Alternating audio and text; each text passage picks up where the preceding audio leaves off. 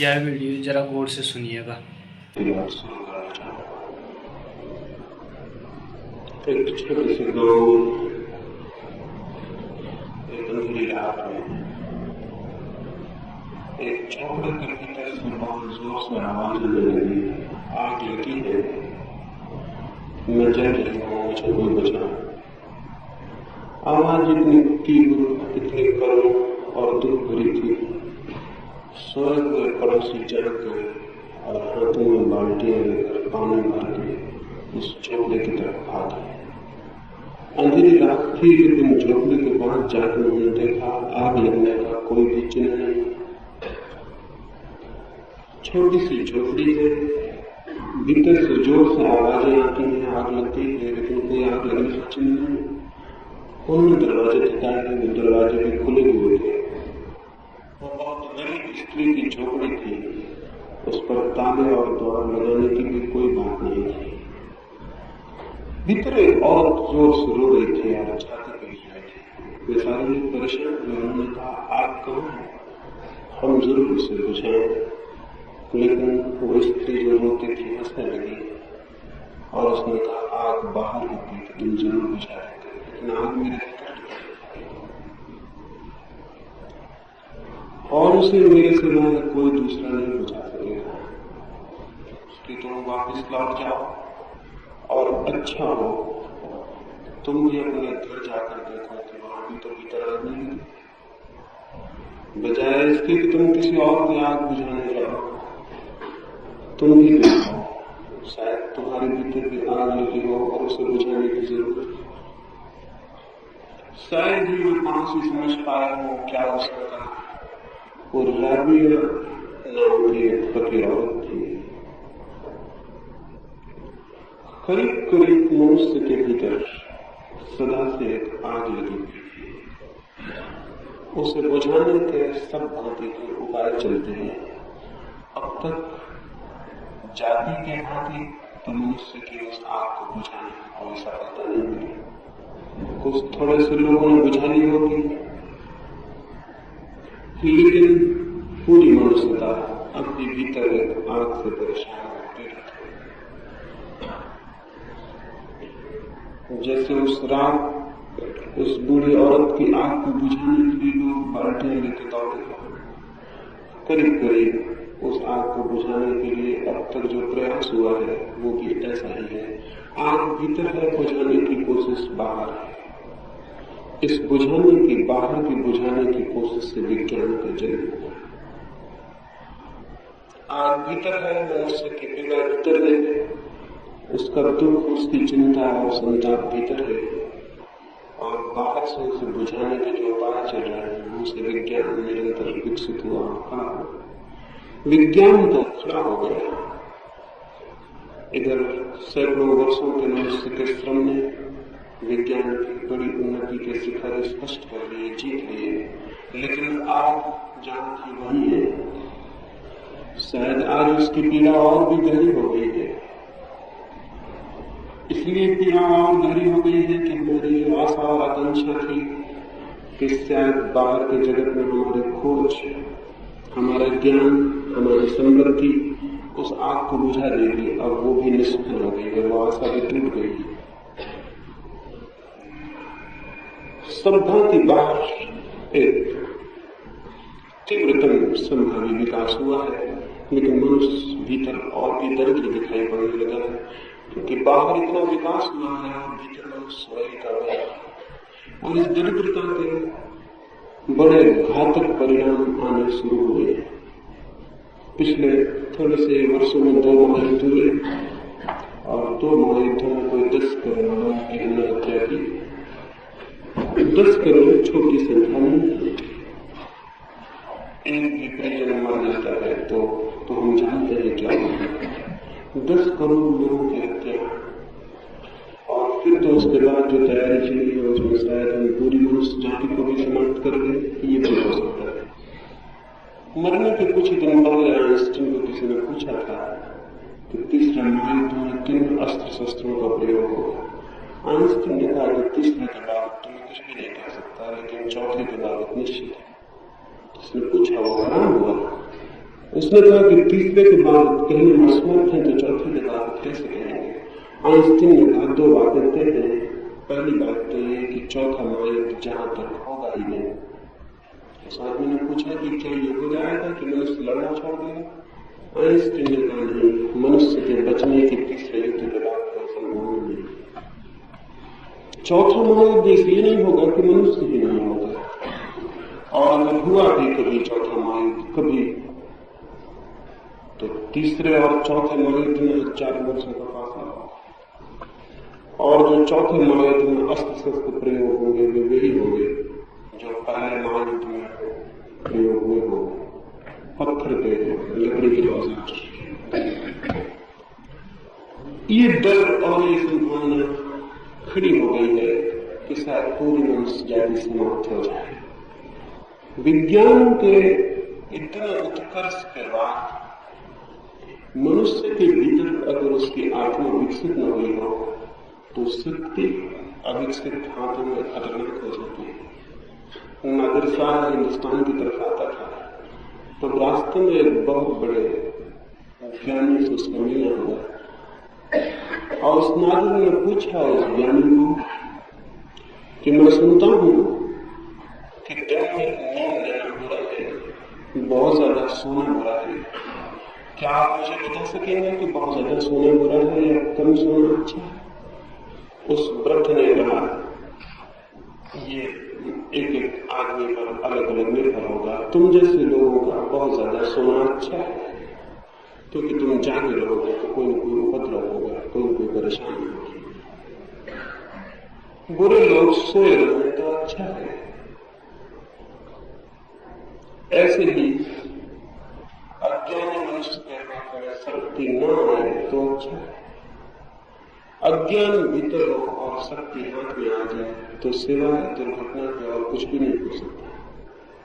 विज्ञान में शक्ति भी है, लेकिन मनुष्य के भीतर वो शांति नहीं जो उस शक्ति का सम्यक उपयोग कर सके। उसके भीतर तो परेशानी बढ़ती चली गई है, और उसकी परेशानी का एक ही परिणाम हो सकता है, और ये आप स्पष्ट रूप से ख्याल में ले लें कि जो आदमी परेशान है, भीतर दुखी है, भीतर चिंतित है, कष्ट में और पीड़ा में है, उस मनुष्य का एक ही सुख होता है, केवल एक ही सुख, और वो ये कि वो दूसरों को भी पीड़ा में डाल दे और कष्ट में डाल दे। जो मनुष्य दुखी है उसका एक ही सुख होता है कि वो दूसरों को ज्यादा से ज्यादा दुख में डाल दे। इसके अतिरिक्त उसकी सुख की और कोई कल्पना नहीं होती। मनुष्य है भीतर दुख में और आग लगी है उसके आत्मा में, तो विज्ञान की शक्ति बड़ी खतरनाक है। इसके द्वारा उसे मौका मिल गया है कि वो दूसरों को कितने भी कष्ट में डाल दे। और इधर हम 50 वर्षों से निरंतर इसी की खोज कर रहे हैं कि हम ज्यादा से ज्यादा दुख, ज्यादा से ज्यादा मृत्यु लाने में कैसे सफल हो सकते हैं। ये हैरान की बात है। जरूर ही मनुष्य का चित्त कुछ रुग्ण होगा, बीमार होगा, विक्षिप्त होगा, अन्यथा मृत्यु को लाने की इतनी आयोजना और इतना चिंतन नहीं हो सकता। एक छोटी सी, एक बिल्कुल झूठी कहानी कहूंगा, फिर इस संबंध में कुछ और बातें मुझे कहनी है वो मैं आपको कहूँ। कहानी मुझे बड़ी प्रीतिकर है, एकदम ही झूठी है, एकदम असत्य है, लेकिन मनुष्य के बाबत शायद उससे सच्ची और कोई बात आज नहीं हो सकती। मैंने सुना है ये स्थिति देखकर परमात्मा परेशान हो गया, बहुत परेशान हो गया है कि मनुष्य को क्या हुआ जा रहा है और मनुष्य कैसे आत्मघाती प्रयास में संलग्न है, इससे भी उसे चिंता हुई होगी। और उसने 3 बड़े राष्ट्रों को अपने पास बुलाया, इंग्लैंड को, रूस को और अमेरिका को। ये कहानी थोड़ी पुरानी होगी, नहीं तो इंग्लैंड को कौन बुलाता। ये कहानी थोड़ी पुरानी है, उस वक्त इंग्लैंड में एक ताकत रही होगी तब उसे बुलाया। और उन तीनों प्रतिनिधियों से कहा कि हम बहुत हैरान हैं, तुम्हारी सारी शक्ति मनुष्य की हत्या की ओर नियोजित हो गई है, और डर है इस बात का कि तुम पूरी मनुष्य जाति को समाप्त कर दो। न केवल ये, बल्कि हो सकता है पूरे प्राणी जगत को समाप्त कर दो। इस भय से भयभीत होकर मैं खुद ही तुम्हें ये मौका देता हूं और प्रार्थना करता हूं कि तुम एक एक वरदान मांग लो, तुम्हारी जो कामना है वो पूरी हो जाए ताकि जीवन बच सके। तुम क्या चाहते हो आखिर? इस दौड़ के पीछे इरादे क्या है? अमेरिका के प्रतिनिधि ने कहा कि हे परमात्मा, हमारी बड़ी कोई आकांक्षा नहीं, बड़ी छोटी आकांक्षा पूरी हो जाए तो निश्चिंत हो जाए और ये सब उपद्रव भी बंद हो जाए। ईश्वर ने कहा कहो, तुम कहो, मैं पूरा करूंगा। शायद उसे भी कल्पना नहीं थी कि वो क्या करेगा। उस प्रतिनिधि ने कहा कि हे पिता, छोटी सी इच्छा पूरी करो, दुनिया को, लेकिन दुनिया में रूस का कोई निशान न रह जाए, फिर और कोई उपद्रव नहीं, फिर सब शांति हो जाए। एक ही कठिनाई है जिससे जीवन उलझ गया है, वो ये रूस का होना है। ईश्वर ने बहुत वरदान दिए हैं, पुराणों में कथाएं हैं, लेकिन ऐसा कोई वरदान कभी मांगे नहीं गया था। वो बहुत हैरान था। उसने रूस की तरफ आंखें घुमाई और रूस के प्रतिनिधि ने कहा मोहन भाव, या हो सकता है कहा हो कामरेड, मुझे पता नहीं, ये भी हो सकता है कहा हो कामरेड। कहा मोहन भाव, एक तो हमें विश्वास नहीं कि आप हो। कोई वर्ष हुए, कोई 50 वर्ष हुए, हमने अपने मंदिरों और मस्जिदों से और गिरजाघरों से आपको निकाल कर विदा कर दिए, और हमारे देश में आपकी कोई पूजा नहीं होती और कोई दिए नहीं जलाए जाते, कोई फूल नहीं चढ़ाए जाते। हम आपके भ्रम से बहुत दिन में मुक्त हो गए, लेकिन फिर भी हम दोबारा आपकी पूजा शुरू कर सकते हैं और स्वीकार कर लेंगे कि आप हो, और स्वीकार कर लेंगे आंख बंद करके जो भी आप कहोगे।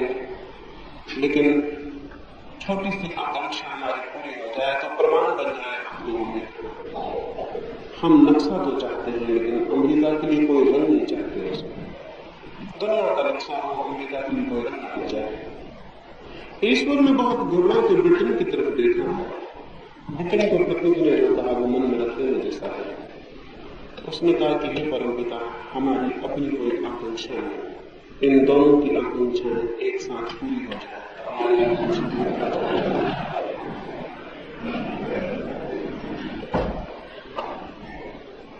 ऐसी स्थिति है, और ये कहानी तो एकदम झूठ है, लेकिन ये स्थिति झूठ नहीं।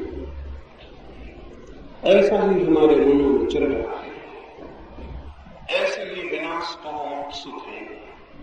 और उसमें कोई ब्रिटेन और अमेरिका और रूस सम्मिलित हो तो गलती हो जाएगी। हम भी, सारी दुनिया के सभी लोग, चाहे वे कहीं रहते हो दुनिया के किसी कोने में, उन सबकी आकांक्षा दूसरों को कष्ट और दुख देने की और मिटा देने की। राष्ट्रों के तल पर ये चलता है, व्यक्ति के तल पर भी यही चलता है। आप एक बड़ा मकान बना लेते हैं और बड़े प्रसन्न हो जाते हैं। इस ख्याल में न रहे कि बड़े मकान से आपको प्रसन्नता मिल रही है, इन लोगों के मकान आपने छोटे कर दिए होंगे, उससे प्रसन्नता मिल रही है। और अगर कोई और बड़ा मकान आपके करीब खड़ा हो जाए तो यही बड़ा मकान जिसमें आप हैं आपको दुख देने का कारण हो जाए। जब हम किसी का मकान छोटा कर पाते हैं तो प्रसन्नता मिलती है, और जब हम किसी को पीछे छोड़ पाते हैं तो प्रसन्नता मिलती है, और जब हम जीवन में किसी को लंगा कर देते हैं, पंगु कर देते हैं, तो प्रसन्नता मिलती है। दुखी चित्त का एक ही लक्षण है, वो दूसरे को दुख देकर प्रसन्न होता है, और आनंदित चित्त का भी एक ही लक्षण है, वो आनंद को बांट के प्रसन्न होता है।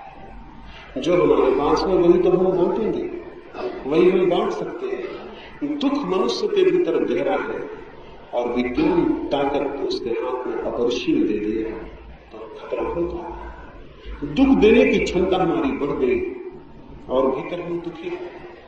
मृत्यु को लाने की क्षमता हमारी बढ़ गई और भीतर हम दुखी हैं। जीवन को विनष्ट करने की क्षमता हमारी बढ़ गई और हमारे भीतर कोई आनंद, कोई सौंदर्य, कोई संगीत नहीं, तो परिणाम ये होना स्वाभाविक है।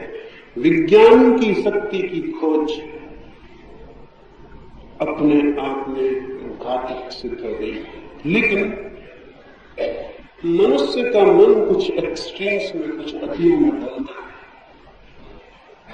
ऐसे देश और ऐसी संस्कृतियां भी रही जिसे हम खुद, जिन्होंने इसी तरह अतिशय से, इसी तरह एक्सट्रीम पर धर्म की भी खोज की। और मैं ये निवेदन करना चाहूं, धर्म अकेला भी घातक सिद्ध हो जाता है। कोई ये न सोचे कि विज्ञान अकेला घातक सिद्ध हो जाता है, धर्म अकेला ही घातक सिद्ध हो जाता है। इसलिए धर्म अकेला घातक सिद्ध हो जाता है कि भीतर शांति तो बढ़ती है, लेकिन बाहर अशक्ति, कमजोरी, दीनता और दरिद्रता का राज्य हो जाता है। और अब तक दुनिया में जो भी संस्कृतियां विकसित हुई हैं, उनमें से कोई भी संस्कृति इतनी पूर्ण नहीं रही कि उसने भीतर और बाहर के बीच एक संतुलन और समन्वय खोज लिया। या तो पूर्व के देशों ने धर्म का इस भांति अनुसरण किया कि वे बाहर दरिद्र, दीन और दास हो गए, कि पश्चिम के लोगों ने बाहर का इस भांति अनुसरण किया कि वे भीतर एकदम आत्मा को खो उठे हैं। इन दो अतियों पर अभी तक मनुष्य का मन डोला है। और आज भी जो लोग इस संबंध में चिंतन करते हैं, उनमें से अधिक पक्षपाती हैं। उनमें से या तो धर्म के पक्षपाती हैं या विज्ञान के पक्षपाती हैं। मेरा निवेदन है कि मनुष्य के बाबत इस तरह के पक्षपात घातक है, और हमें मनुष्य को उसकी समग्रता में, उसकी पूर्णता में देखना और अंगीकार करना चाहिए। मनुष्य न तो केवल शरीर है और न केवल आत्मा। अगर वो शरीर मात्र ही होता तो विज्ञान पर्याप्त था, अगर वो आत्मा मात्र ही होता तो धर्म पूरा था। लेकिन मनुष्य दोनों का एक अद्भुत सम्मेलन, दोनों का एक अद्भुत संतुलन, दोनों की एक अद्भुत कीमिया से पैदा हुई इकाई है। इसलिए उसका जीवन और उसकी संस्कृति और उसकी सभ्यता यदि किसी एक को चुनाव करेगी तो भटक जाएगी। अब तक मनुष्य जाति की सभी सभ्यताएं भटकी हुई सभ्यताएं रही, वे सभी एक कांगी। एक छोटी सी कहानी मुझे स्मरण आती है। रोम में एक बादशाह बीमार था। वो बहुत बीमार था, बहुत वर्ष उसकी चिकित्सा हुई, दूर दूर से वैद्य बुलाए गए, चिकित्सक बुलाए गए, लेकिन वो ठीक नहीं हो सका। कुछ बीमारी भी पकड़ नहीं आई, बीमारी भी समझ में नहीं आई। फिर तो चिकित्सकों ने कहा कि इसका बचना असंभव है, दिन दो दिन की बात है और ये समाप्त हो जाएगा। उसकी आंखें भी खुलनी बंद हो गई, उसकी श्वास भी डूबने लगी, वो करीब करीब बिस्तर पर अधमूत होकर पड़ गया। लेकिन तभी एक वजीर ने आकर खबर दी कि चिंतित न हो और निराश न हो, एक फकीर गांव में आया। और उस फकीर के बाबत लोगों का ख्याल है कि वो तो मुर्दे को भी जला दे, तो अभी तो आप जिंदा है, मरने से कम बचा ही सकता है। राजा ने आंखें खोली, उसने कहा जल्दी करो, देर न करो, क्योंकि श्वास का कोई भरोसा नहीं कि जो बाहर जाते हैं वो भीतर लौटे या न लौटे। वे भागे हुए उस फकीर को लेकर आए। उस फकीर ने कहा ये तो कोई बड़ी बीमारी ही नहीं है, और इसलिए चिकित्सक असफल रहे, क्योंकि बीमारी थी ही नहीं तो वो बीमारी खोज कैसे पाते। और उन्होंने जो दवाएं दी हैं, उन दवाओं ने इस आदमी को मरने के करीब पहुंचा दिया है, बीमारी नहीं। इसका तो बड़ा सीधा सा इलाज है। राजा जो कि महीनों से पड़ा था उठ के बैठ गया और उसने कहा कौन सा इलाज? उस फकीर ने कहा बड़ा सीधा और सरल, इस बड़ी राजधानी में जाओ और किसी ऐसे आदमी के वस्त्र ले आओ जो सुखी भी हो और समृद्ध भी, और उसके वस्त्र से पहनो, बस रात बीतते बीतते स्वस्थ हो जाए। वजीर नाच उठे खुशी से, महल के बुझे दिए जला दिए गए, महल में गीत और नाच होने लगे। तो बड़ी खुशी की बात थी, इलाज आसान था। वजीर भागे किसी ऐसे आदमी के वस्त्र लेने जो सुखी भी हो और समृद्ध भी। लेकिन जैसे जैसे जिन जिन भवनों में हो गए, हर भवन से लौटते वक्त उनकी निराशा बढ़ती गई। जिसके पास भी वो गए उसने कहा कि मैं अपने प्राण दे दूं राजा को बचाने के लिए, लेकिन मेरे वस्त्र कारगर नहीं होंगे।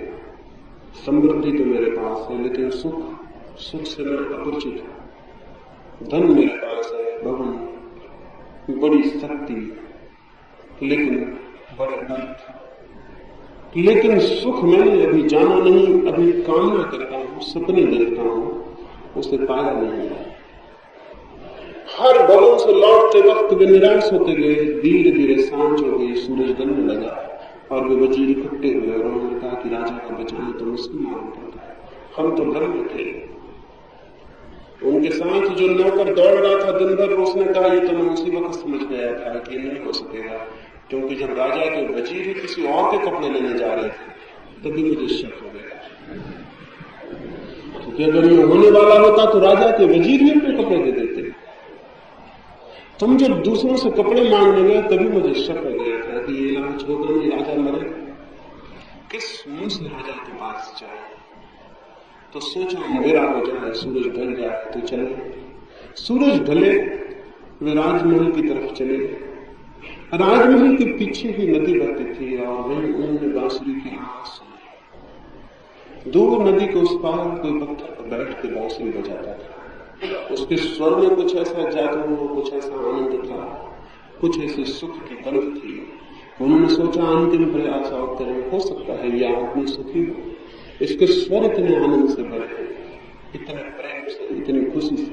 वे गए और अंधेरे में जाकर उस आदमी का हाथ जोड़कर खड़े हो गए। उन्होंने कहा, हमारा सम्राट मृत्यु के करीब है और हम एक ऐसे आदमी की खोज में है जो सुखी हो, उसके वस्त्रों से हमारा राजा ठीक हो जाए, क्या तुम अपने वस्त्र देने की कृपा करोगे?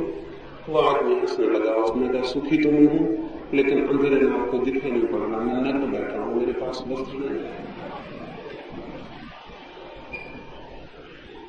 फिर वो राजा मर गया, क्योंकि कुछ लोग मिले जो समृद्ध थे लेकिन सुखी नहीं थे, और एक आदमी मिला जो सुखी था लेकिन समृद्ध नहीं था, और वो राजा मर गया।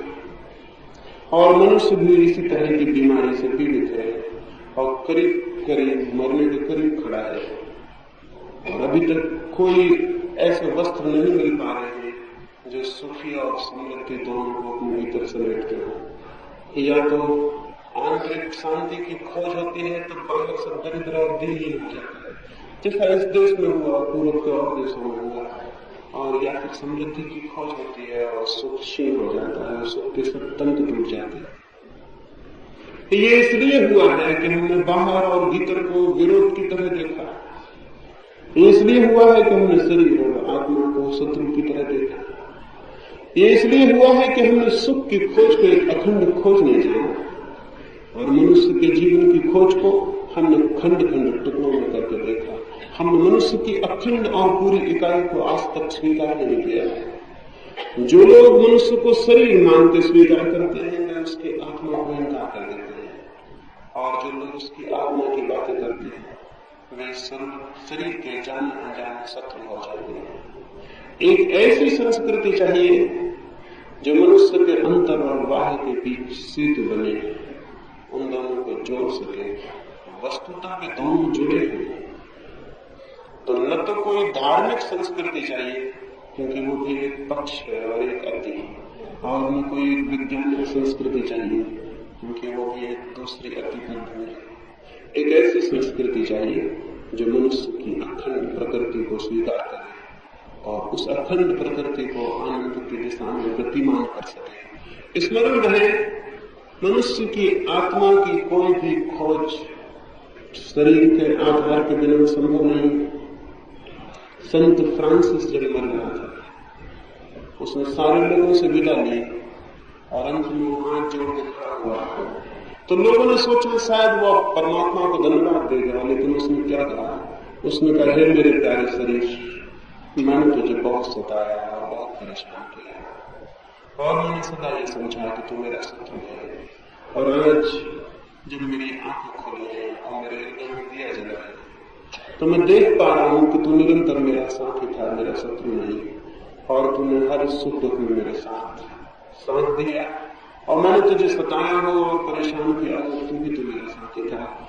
और जिस आत्मा को मैं समझ पाया वो तेरी शरीर पे चढ़े बिना उसे जन्म असंभव था।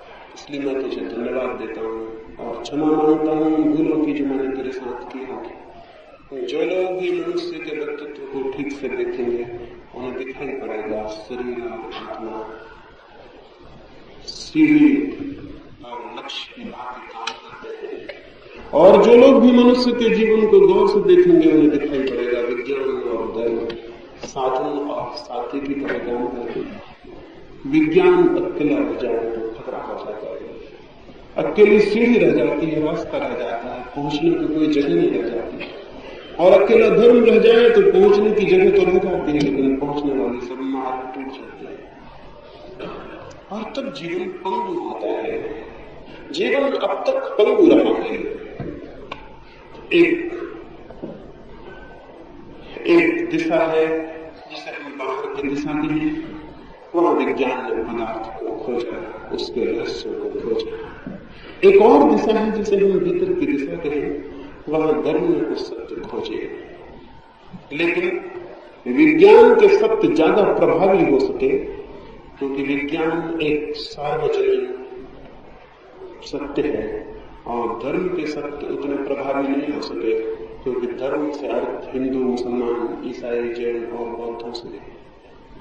धर्म आज भी आपस में टूटा हुआ, आपस में विरोध में, आपस में टुकड़े टुकड़ों में, विरोधी टुकड़ों में बैठा है। इसलिए धर्म की वो प्रभावना नहीं हो सकी जो विज्ञान की हो सकी। विज्ञान एक अखंड सत्य की तरह खड़ा हुआ। पूर्व और पश्चिम के फासले गिर गए, संप्रदायों के फासले गिर गए, छोटे छोटे प्रादेशिक घेरे गिर गए, एक एक कबीले की अपनी मान्यताएं गिर गई, और सारी मनुष्यता का विज्ञान खड़ा हो सका। अभी सारी मनुष्यता का धर्म खड़ा नहीं हो सका है। इसलिए धर्म तो हार रहा है रोज। इसलिए नहीं कि धर्म कम ताकत की चीज है, बल्कि इसलिए कि धर्म का खेमा आपस में बटा हुआ है और आपस में लड़ रहा है। और ये हिंदू और मुसलमान और ईसाई और जैन और बौद्ध जब आपस में लड़ते हैं तो स्वभावतः इनकी शक्ति तो आपस में लड़ने में समाप्त हो जाती है, और अधर्म की शक्तियां अपने आप बड़ी हो उठती हैं। विज्ञान के ऊपर कसूर नहीं है, कसूर है तो धार्मिक लोगों के ऊपर ही है। इस समय जिसका चित्त भी थोड़ा धार्मिक है, उसके सामने पहली जो बात उठेगी वो ये कि अगर वो ठीक ठीक अर्थों में रिलीजियस है, धार्मिक है, तो वो हिंदू और मुसलमान होने से मुक्त हो जाए। क्योंकि दुनिया में इन नामों के कारण ही धर्म का जन्म नहीं हो पाया। कोई 300 फेथ, कोई 300 संप्रदाय है सारी जमीन पर, और वे सब एक दूसरे के विरोधी। 299 प्रत्येक एक के विरोध में खड़े हैं। उनकी सारी ताकत आपस में लड़ती है और समाप्त हो जाती है। धर्म भी वैसे ही एक शक्ति है जैसे विज्ञान, और धर्म के सत्य भी वैसे ही यूनिवर्सल है, वैसे ही सार्वलौकिक जैसे विज्ञान है। लेकिन हम चूंकि अपने धर्म के जगत में बहुत पक्षपातपूर्ण हैं, और हमारी धर्म के संबंध में चिंतना भी कोई 3-4 हजार वर्ष पुरानी है, इसलिए वो चिंतना विज्ञान के समक्ष एक बल की भांति खड़ी नहीं हो पाती और निरंतर पराजित हो जाती है। तो कुछ 2-3 बातें इस संबंध में विचार करना जरूरी है। पहली बात तो ये कि मनुष्य चाहे बाहर कुछ भी खोजे, आज नहीं कल उसे भीतर की कमी और अभाव का खतरा शुरू होता है। क्योंकि मैं चाहे कुछ भी पालूं, और कितने ही बड़े भवन और कितने ही बड़े उपकरण और कितने ही बड़े साधन जुटाऊं, लेकिन अगर मेरे भीतर मैं एक आनंदपूर्ण आत्मा की थिरक को अनुभव नहीं कर पाऊं, तो मैंने जो भी पाया है वो मेरे ही द्वारा पाया हुआ मेरे लिए बंधन हो जाएगा, और मैंने जो पाया है वो भी मुझे दुख देने लगेगा। क्योंकि सुख पाने की क्षमता एक दृष्टि, एक अप्रोच, एक कौन से व्यक्तित्व को खड़े होकर देखने की है। जब हम एक खास जगह से भीतर जीवन के चीजों को देखते हैं तो वे आनंददायी हो जाते हैं, और अगर भीतर से हमारे कोई आनंद के बिंदु पर खड़े होकर देखने की क्षमता और पात्रता न हो तो जीवन दुखदायी हो जाता है। एक सुबह एक आदमी ने एक गांव के बाहर बैठे हुए वृद्ध से आके पूछा, अपनी बैलगाड़ी को रोककर, कि इस गांव के लोग कैसे हैं, मैं यहाँ निवास करना चाहता हूँ। उस बूढ़े आदमी ने कहा, इसके पहले कि मैं बताऊं इस गांव के लोग कैसे हैं, क्या तुम कृपा करोगे कि उस गांव के लोग कैसे थे जिसको तुम छोड़ के आ रहे हो। उस आदमी ने कहा, उन लोगों का नाम ही लेके मेरी आंखों में आग जलने लगती है, मेरे हृदय में क्रोध की ज्वालाएं उठाती है।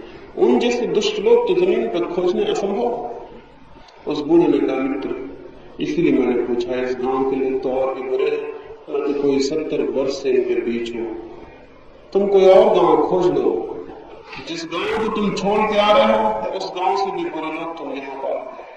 तो आदमी चला गया और वो जा भी नहीं पाया था। उसी के पीछे और बैलगाड़ी आकर रुकी, कोई और यात्री, और उसने भी वही पूछा उस बूढ़े से, जिस गांव के लोग कैसे हैं। अगर यह वीडियो आपको अच्छी लग रही हो तो वीडियो को लाइक और चैनल को सब्सक्राइब करें। हम यहाँ रुकना चाहते हैं, यहीं बस जाना चाहते हैं। उस बूढ़े ने कहा, पहले मुझे ये बताओ कि जिस गांव से तुम आते हो वहां के लोग कैसे? उस आदमी की आंखें खुशी से भर गई और आंखों में खुशी के आंसू आ गए और उसने कहा कि उन लोगों की याद भी हृदय को बड़ी स्मृति से कर देती है। उतने भले लोग पृथ्वी पर कहीं खोजने कठिन। दुख तो दुर्भाग्य तो यही है कि कुछ मजबूरियों में मुझे उस गांव को छोड़ना पड़ा, लेकिन ये आशा लेकर आया हूं कि आज नहीं तो फिर उसी गांव में जाकर बस जाऊंगा। उतने प्यारे लोग खोजने कठिन। उस बूढ़े ने कहा, तुम्हारा स्वागत है, मैं 70 वर्ष से इस गांव में रहता हूँ, इस गांव के लोग तुम उस गांव से भी अच्छे पाओगे। जीवन को देखने की एक दृष्टि यदि आनंदपूर्ण हो तो बाहर सब आनंदपूर्ण है, और जीवन की देखने की दृष्टि यदि दुख और अंधेरे से भरी हो तो बाहर सब अंधकार हो जाता है। विज्ञान बाहर की दुनिया को बना रहा है, जरूर बनाया जाना चाहिए। बाहर की दुनिया जैसे मिली है उसे वैसा ही केवल वे स्वीकार कर सकते हैं जो हर अर्थों में काहिल, सुस्त और जिनके जीवन में कुछ भी करने की कोई उमंग, कोई जीवन को बदलने की आकांक्षा नहीं है। निश्चित ही बाहर की दुनिया बदली जानी चाहिए, निश्चित ही बाहर की दुनिया में और बेहतर दुनिया निर्मित की जा सकती है, लेकिन इतनी ही बात अधूरी होगी और भूल भरी होगी, क्योंकि बाहर की दुनिया वही दे सकती है जो भीतर का मनुष्य लेने की तैयारी में होता है। और अगर भीतर का मनुष्य गलत है तो बाहर की ठीक दुनिया में नरक बन जाएगी। प्रश्न बिल्कुल ये नहीं है कि बाहर की दुनिया कैसी है, बहुत गहरे में प्रश्न यही है कि भीतर का मनुष्य कैसा है। भीतर अगर हमारे चीजों को देखने के दृष्टिकोण दुखपूर्ण है तो बाहर की दुनिया दुखपूर्ण हो जाएगी। अब तक दुनिया के तथाकथित धर्मों में अगर हम ठीक से देखें तो बाहर की दुनिया के दुख को अपने समर्थन में एक उपकरण बना लिया है। वो ये कहते हैं कि दुनिया दुख से भरी है, जन्म मरण दुख से भरा है, इसलिए तुम एक ऐसे मोक्ष की खोज करो जहां सब आनंद ही आनंद हो। ये झूठी और नासमझी की बात है। इसलिए झूठी और नासमझी की बात है कि इस भांति वे भी बाहर की दुनिया पर अति बल दे देते हैं और भीतर के मनुष्य को भूल जाते हैं, क्योंकि यही दुनिया कुछ लोगों के लिए अपूर्व आनंद की गढ़ बन जाती है। तो सवाल ये बहुत बड़ा नहीं है कि इसको छोड़ के कोई कहीं भाग जाए, सवाल बहुत बड़ा यही है कि वो इसके बीच अपने को कैसे परिवर्तित कर ले कि जिसे हम दुख और नरक की भांति जानते हैं वो आनंद और मोक्ष की भांति बन जाए।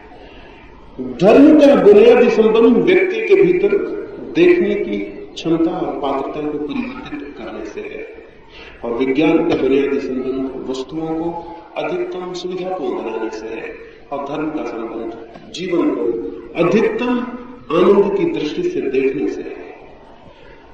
धर्म के बिना तो विज्ञान अधूरा होगा ही, धर्म के बिना तो विज्ञान घातक होगा ही, धर्म के बिना तो जीवन में आनंद की कोई किरण नहीं हो सकती।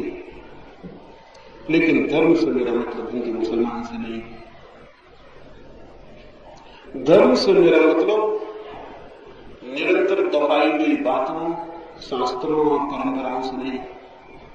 धर्म से मेरा मतलब है जीवन को आनंदपूर्ण ढंग से जीने के उपाय से। जो व्यक्ति भी, चाहे वो एक कवि हो और गीत गाता हो, और चाहे एक मूर्तिकार हो और मूर्ति बनाता हो, और चाहे एक वैज्ञानिक हो और खोज करता हो, चाहे एक अध्यापक हो, चाहे एक दुकानदार हो, चाहे एक चलवा हो और जूते बनाता हो, जो व्यक्ति भी अपने जीवन की समुद्रता को आनंद के दृष्टि से देखने में सफल हो जाता है उसे मैं धार्मिक मनुष्य कहता हूं। जो व्यक्ति भी अपने जीवन को आनंद के बिंदु से देखने में समर्थ हो जाता है उसे धार्मिक व्यक्ति कहता हूं। जो व्यक्ति भी हर घड़ी और हर स्थान पर मोक्ष में रहने में समर्थ हो जाता है उसे मैं धार्मिक व्यक्ति कहता हूं। वो व्यक्ति धार्मिक नहीं है जो मोक्ष की खोज करता है कहीं दूर आकाश में, वो व्यक्ति धार्मिक नहीं है जो जन्म मरण के पार मोक्ष की खोज करता है।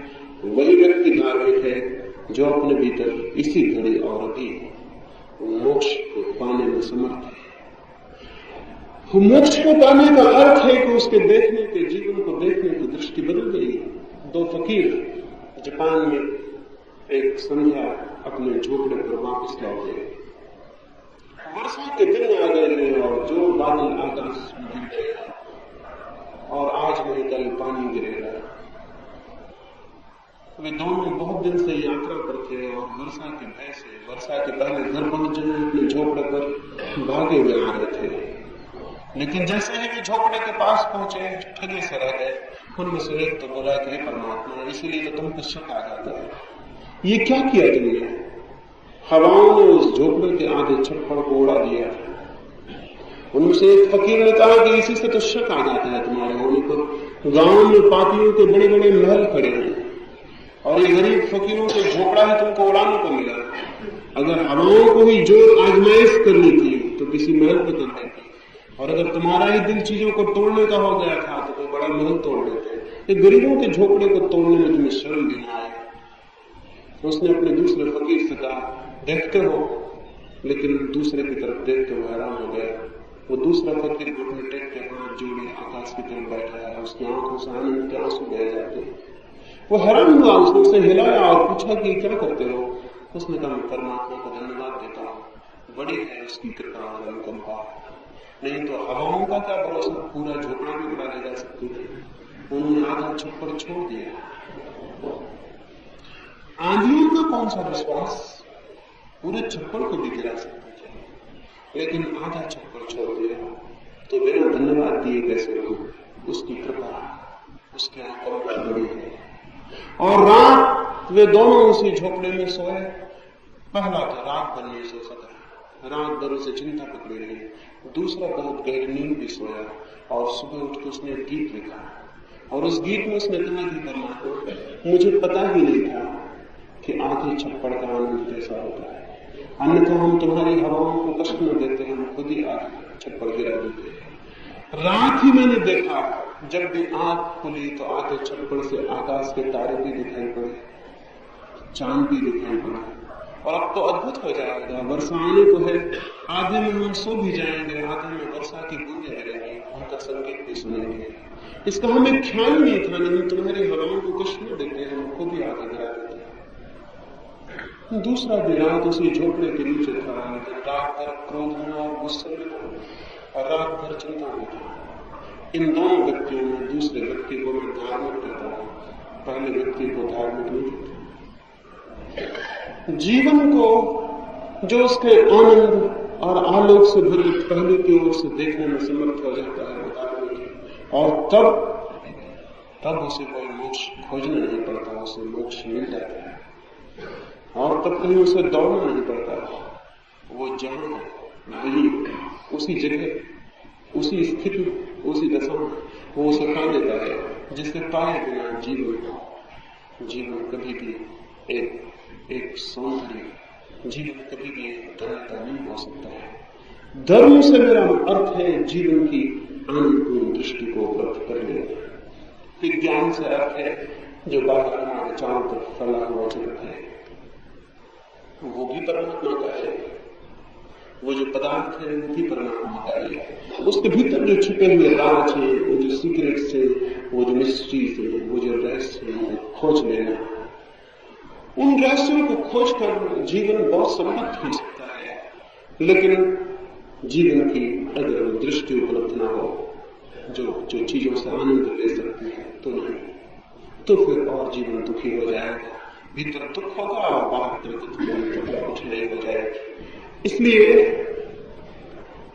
धर्म के जो प्रचलित नाम है उनसे नहीं, बल्कि धर्म की जो मौलिक क्रांति है मनुष्य के मन में, उसको विचार करना चाहिए, उसको खोजना चाहिए और देखना चाहिए। इससे नहीं कि आप रोज मंदिर जाते हैं इससे धार्मिक है।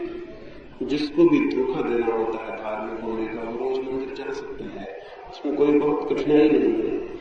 इससे नहीं कि आप कैसे कपड़े पहनते हैं, हो सकता है आप लिबर्टी लगा लें, इससे कोई धार्मिक होने का संबंध नहीं है। हो सकता है आप रोज सुबह उठ के गीता पढ़ते हो, इससे भी, या कुरान पढ़ते हो, धार्मिक होने का संबंध नहीं है। धार्मिक होने का संबंध है प्रतिक्षण जीवन को आप कैसे लेते हैं, एक आनंद की भांति या एक दुख की भांति। जीवन जैसा आपके सामने प्रकट होता है वो एक प्रेम को आमंत्रण की भांति या एक बोझ की भांति। और अब तक जो तथाकथित धार्मिक है उसने जीवन को बोझ के ढंग से लिया है। वो कहता है कि जन्म मृत्यु से छुटकारा चाहिए। रविन्द्रनाथ ने मरते वक्त अपने एक मित्र को कहा, एक ही प्रार्थना और करनी है परमात्मा से कि अगर तू मुझे इस योग्य समझे कि मुझे फिर जीवन मिले तो मुझे फिर जीवन दे, क्योंकि मैं धन्य हुआ तेरे जीवन को पाकर। और मैंने वो सब जाना जो प्रेमपूर्ण था और जो आनंदपूर्ण था। और अगर मैं न जान सका हूं तो उसमें भूल मेरी रही होगी, तेरी कोई भूल नहीं। जीवन को जो इतनी आनंद से लेगा वही धार्मिक है। लेकिन हम तो जानते हैं उन लोगों को जो चेहरे उतार के जीवन को लेते हैं उनको हम धार्मिक कहते हैं। उदास और गंभीर नहीं, वे रुग्ण हैं। उदास और गंभीर व्यक्ति रुग्ण है, आनंदित और प्रफुल्लित, और जिसके प्राण किसी गीत से गूंज रहे हो और किसी संगीत से। चीन में 3 फकीर हुए, उनका नाम ही 3 लाफिंग सेंट्स हो गया। 3 हंसते हुए फकीर। वे जिस गांव में गए उस गांव में उन्होंने कोई उपदेश नहीं दिया। उस गांव के चौरस्तों पर खड़े होकर बस वे हंसने लगे, और तीनों इतने जोर से हंसते और उनकी हंसी ऐसे मुक्त और ऐसे आनंदपूर्ण कि सारे गांव में धीरे धीरे हंसी की लहर फैल जाती। और जितने दिन तक वे उस गांव में रहते उस गांव में लोग हंसते ही रहते, और उस हंसी में वे कुछ जान पाते। जीवन को जो गंभीरता से लेता है वो जान नहीं पाता। जीवन को तो बच्चों जैसी सरलता से आनंद से लेता है वही जान पाता है। उनमें से एक फकीर मरा। गांव के लोगों ने कहा कि अब तो निश्चित ही उसके 2 साथी उदास हो जाएंगे और दुखी हो जाएंगे। लेकिन वे 2 साथी सुबह ही नाचते हुए गांव में निकले।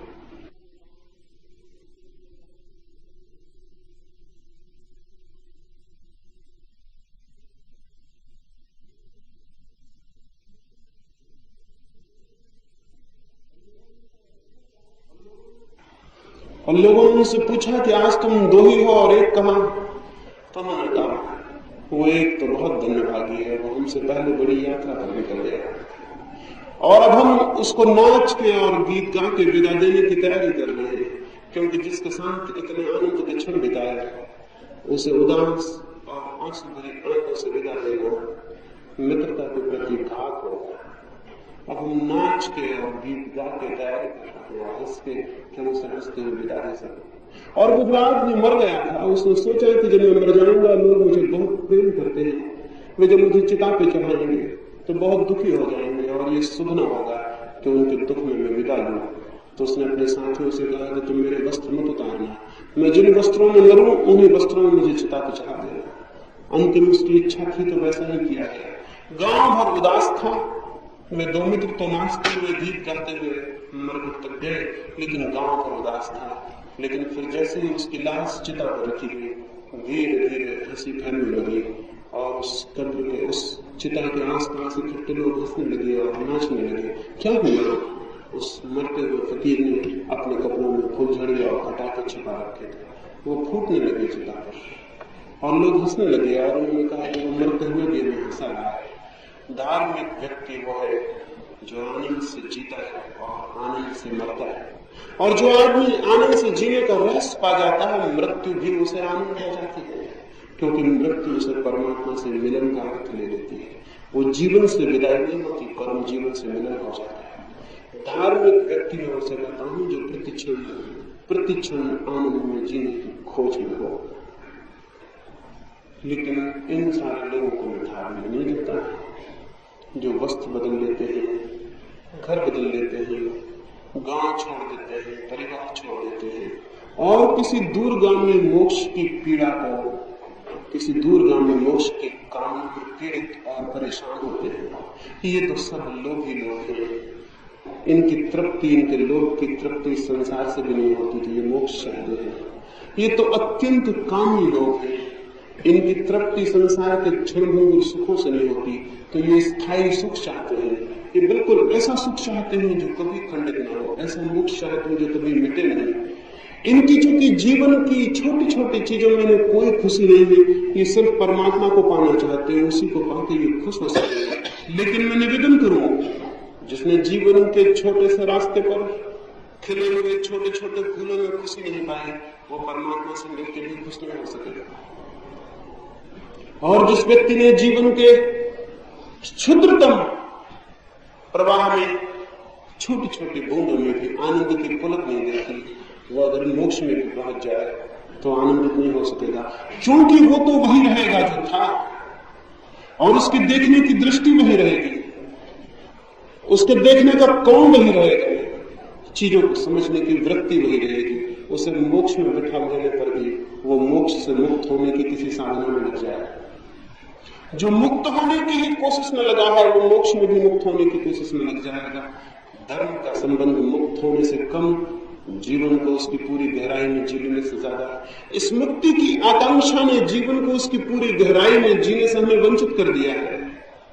और चूंकि धर्म के तल पर हमारा कोई जीवन नहीं है, फिर सीधा विज्ञान रह गया और शरीर का जीवन रह गया है। तो मैं निवेदन करता हूं, जिसे हम आमतौर से जीवन जानते हैं, उससे बड़ा जीवन भी हमारे निकट है। और इसी जीवन में जो सुख को खोज रहा है वो गलती में है। उसे थोड़ा भीतर अपने व्यक्तित्व को वैसी सृजनशीलता से गुजारना होगा जहां वो और बड़े आनंद और देखने में समर्थ हो जाए। जहां पत्थर दिखाई पड़ रहा है वहां परमात्मा दिखाई पड़ सकता है, केवल देखने वाली आंखें चाहिए। और जहां कुछ भी नहीं दिखाई पड़ रहा है सब कुछ दिखाई पड़ सकता है, केवल देखने वाला हृदय चाहिए। और देखने वाला हृदय, जिस राबिया की मैंने बात कही, एक दिन उस राबिया को लोगों ने घर के बाहर देखा, वो कुछ खोज रही है। तो राहगीर निकलता था, उसने पूछा क्या खोजती हो? उसने कहा मेरी सुई खो गई है, उसने खोजती हूँ। राहगीर दयालु था, बूढ़ी औरत का साथ देने के लिए वो भी सुई खोजने लगा। और 2-4 लोग निकले, वो भी साथ देने लगे। और तभी एक व्यक्ति ने खड़े होकर पूछा कि सुई है बहुत छोटी चीज, रास्ता है बहुत बड़ा, अंधेरा उतरता आ रहा है, तुम ठीक ठीक बताओ सुई कहाँ खोई, नहीं तो बहुत मुश्किल है खोज लेना। उस राबिया ने कहा ये न पूछो तो अच्छा, पहले भी जो लोग खोज रहे हैं उन्होंने भी नहीं पूछा, तुम भी क्यों पूछते हो? उसने कहा कि बड़ी गड़बड़ बात है। बाकी लोग भी रुक गए। उन्होंने कहा कि ये तो हमें ख्याल में भी नहीं आया कि हम पहले ये पूछे कि सुई खोई कहाँ। उस राबिया ने कहा सुई तो मेरी कोठरी के भीतर खोई है, लेकिन मैं हूं गरीब औरत, तो मेरे पास दिया जलाने का कोई उपाय नहीं। तो जब सुई मेरी गिर गई तो अंधकार होने लगा भीतर, तो मैं बाहर की झोपड़ी में दरवाजे पर दहलान में खोजने आ गई, वहां थोड़ी रोशनी थी सूरज की, फिर वो भी चली गई, तो मैं सड़क पर खोज रही हूँ, क्योंकि जहां रोशनी नहीं वहां खोजेंगे कैसे? उन लोगों ने कहा तुम बड़ी पागल औरत हो, जब भी तुम करती हो कोई कोई पागल करती हो। ये क्या पागलपन है? अगर सुई भीतर खोई है तो रोशनी भीतर ले जानी पड़ेगी, बजाय इसके कि जहां रोशनी है वहां खोजा जाए। कितना ही खोजो सुई नहीं पाई जा सकती। वो राबिया खूब हंसने लगी और उसने कहा कि यही समझाने को मैंने सुई खोजने लगी, मेरी कोई सुई खोई भी नहीं है। मैं तो हर आदमी को देखती हूँ वो बाहर खोज रहा है, और कोई ये नहीं पूछता कि जिसे हम बाहर खोज रहे हैं क्या वो बाहर खोया है? नहीं, लेकिन आंखों की रोशनी बाहर पड़ती है, आंख बाहर फैलते हैं, कान बाहर सुनते हैं, सब हमारी इंद्रियां बाहर की तरफ रोशनी फेंकती है, इसलिए बाहर खोजते हैं बिना इस बात को जाने कि उसे खोया कहाँ है। समझदार व्यक्ति वो होगा जो सबसे पहले ये पूछ ले कि मैंने खोया कहाँ है, मैंने क्या खोया है। और अगर इसका भी उत्तर न मिले तो भी यही उचित और विवेकपूर्ण होगा कि इसके पहले जो बड़ी पृथ्वी पर खोजने निकल जाए वो कम से कम अपने भीतर पहले खोज ले। अगर वहां न पा सके तो फिर बाहर खोजने निकल जाए। लेकिन अनुभव यही है कि जिन्होंने भीतर खोजा उन्होंने पा लिया। एक भी व्यक्ति ने मनुष्य के पूरे इतिहास में ये नहीं कहा है कि मैंने भीतर खोजा और मुझे नहीं मिला, और एक भी व्यक्ति ने ये भी नहीं कहा है कि मैंने बाहर खोजा और मुझे मिल गया। बाहर की खोज निरपवाद रूप से असफल रही है, भीतर की खोज निरपवाद रूप से सफल रही है। भीतर कौन है इसकी खोज पे उतरना धर्म है। भीतर क्या है इसकी तरफ आंखें खोलना धर्म है। कैसे वो आंखें खुल सकती हैं उसकी मैं कल की चर्चा में आपसे बात करूंगा। अभी तो मैंने आपसे 2 बातें कही। कैसे आंख खुल सकती है भीतर के सत्य के प्रति, कैसे प्रकाश पहुंच सकता है, उसकी मैं कल आपसे बात करूं। एक बात अंत में जरूर आपसे कह दूं कि चाहे शास्त्र कुछ कहे, चाहे सदगुरु कुछ कहे, जब तक खुद की आंख न खुल जाए तब तक धर्म का कोई अनुभव नहीं होता। विज्ञान के साथ एक सुविधा है, विज्ञान एक ट्रेडिशन है, एक परंपरा है। विज्ञान वैयक्तिक अनुभव नहीं है। बिजली चल रही है, हमें कुछ भी पता नहीं है कैसे चल रही है, लेकिन हम बटन दबाते हैं और चल जाती है। कोई जानता होगा, लेकिन हम सबको इस बात की जानने की जरूरत नहीं होती। विज्ञान प्रत्येक व्यक्ति को जानने की बात नहीं है, प्रत्येक व्यक्ति उपयोग कर सकता है। धर्म के साथ उल्टी बात है, धर्म को प्रत्येक व्यक्ति को जानना होता है तो ही उपयोग कर सकता है, अन्यथा उपयोग नहीं कर सकता। धर्म बिल्कुल निजी, बिल्कुल इंडिविजुअल, बिल्कुल वैयक्तिक अनुभव है। जैसे प्रेम का अनुभव है, वैसे ही परमात्मा का अनुभव अत्यंत वैयक्तिक। किसी दूसरे के अनुभव से कुछ भी आंख नहीं खुलती और किसी दूसरे के अनुभव से कुछ भी पता नहीं चलता। एक अंधे आदमी के सामने हम प्रकाश की बातें करें, उसे कुछ भी पता नहीं चलता है, लेकिन आंख खुल जाए तो वो प्रकाश को जान लेता है। इसलिए धर्म अत्यंत व्यक्तिगत दर्शन है। खुद की आंख खुल जाए तो ही हम जान सकते हैं, तो ही, और कोई दूसरा उपाय नहीं। उधार और दूसरों से सीख के धर्म के जगत में कुछ भी नहीं हो सकता। इसलिए तो विज्ञान विद्यापीठ में और विश्वविद्यालय में पढ़ाया जा सकता है, धर्म नहीं पढ़ाया जा सकता। पढ़ाने का कोई उपाय नहीं है। विज्ञान एक सामूहिक संपत्ति बन जाता है, धर्म निरंतर वैयक्तिक अनुभव है। और जब भी हम उसे सामूहिक संपत्ति बनाते तब हिंदू पैदा हो जाता, मुसलमान पैदा हो जाता, ईसाई जो की बीमारी है, जो कि धर्म नहीं है। जब भी हम धर्म को सामूहिक बनाते हैं तब एक ऑर्गेनाइजेशन खड़ा हो जाता है जो कि खतरनाक सिद्ध होता है। और स्मरण रखें, जब भी कोई ऑर्गेनाइजेशन होता है तो शैतान सबसे पहले उसको कब्जा कर लेता है। शैतान हमेशा कोशिश में रहता है कि कहीं लोग इकट्ठे हो जाए तो वो कब्जा कर ले, और अगर लोग इकट्ठे ना हो तो शैतान कोशिश करता है कि इकट्ठे कर लो। एक दफा शैतान को खबर, उसके मित्रों ने खबर दी, और उसके बहुत मित्र हैं, सब तरफ उसके अखबार वाले और उसके पत्रकार और उसकी न्यूज एजेंसी है। उन्होंने एक दफा शैतान को खबर दी कि एक आदमी को सत्य उपलब्ध हुआ जा रहा है। शैतान अपने साथियों को लेकर भागा।